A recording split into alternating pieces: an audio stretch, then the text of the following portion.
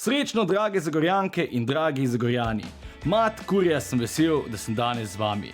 V naši kratki in jedrnati oddaji bomo preleteli aktualna dogajanja v Zagorju. Koga se šepeta po rovih, koga je sabi prinesel veter, koga je pepca povedala darink na vrti. V veliki tajnosti je pred dobrim tednom potekala seja občinskega sveta. 19. po vrsti, odkar je pred 3 leti občinsko žezlo prevzel novi stari župan. Ta seja je bila malenkost posebna. Trajala je skoraj 3 ure in pol. Kaj točno se je dogajalo med to sejo, se sprašujete? Samo za vas sem si ogledal sejo v celoti in najlažje jo opišem s pesmijo Jana Plestenjaka Smeh in solze.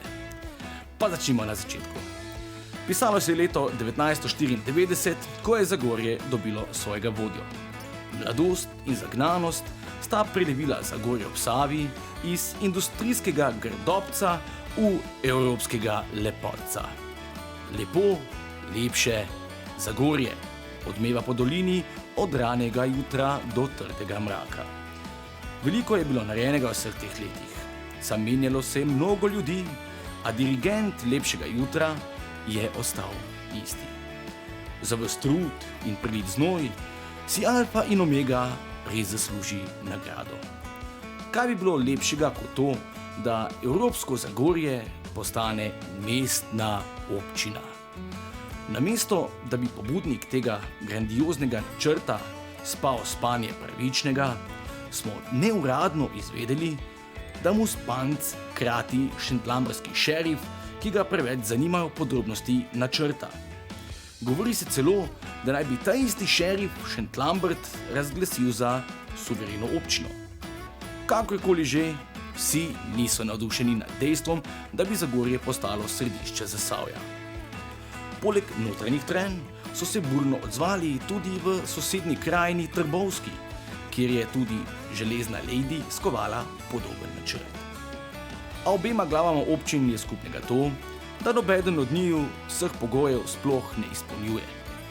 Še najbolj osnovnega ne, število prebivalcev. Zagorju sicer manjka še nekaj infrastrukture, ampak nič ne de. Res nas ni veliko, smo pa kleni.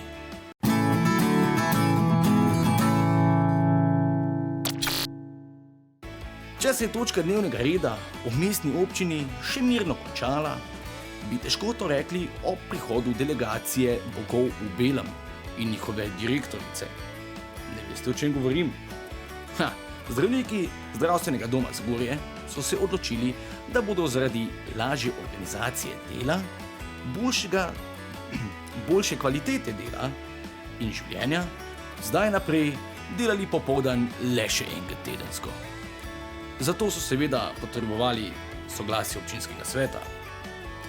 Medtem ko se je en član sveta spraševal o tem, ali je modro, da o takšni pomembni zadevi odločajo strokovno neusposobljeni in premalo informirani člani sveta, se je na drugi strani oglasil prvi mož socialdemokratov in mu lepo razložil, da je zato vendarle kandidiral in zato naj svojo nalogo opravi. Tudi večina drugih znanih obrazov zagorske politične sfere se je strinjala, da morajo nalogo opraviti in da analitičnih podatkov ne potrebujejo. Jasno in glasno jim je namreč vse v mikrofon razložil specialist družinske medicine. Kljub temu, da so njegovi argumenti zveneli prepričljivo in nadvse strokovno, se v tej skromni oddaji sprašujemo, ali v tej krasni občini res ni prostora za kompromise. Stvaritelji oddaje cenimo delo medicinskega in zdravstvenega kadra v zdravstvenem domu Zagorje in drugje, sploh v teh težkih časih. Hkrati pa resnično upamo, da bodo svoje delo v dopoldanskem času res boljše opravljali ali pa vsaj kdaj pa kdaj oglasili na telefon.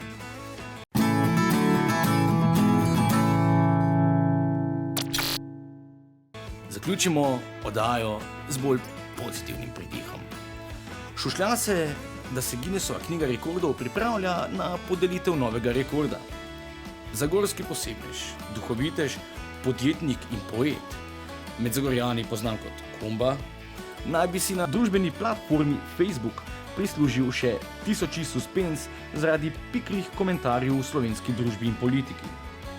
Spoštovani gospod Ritter, mi vam iskreno čestitamo in pozdravljamo vaš nabrušen jezik.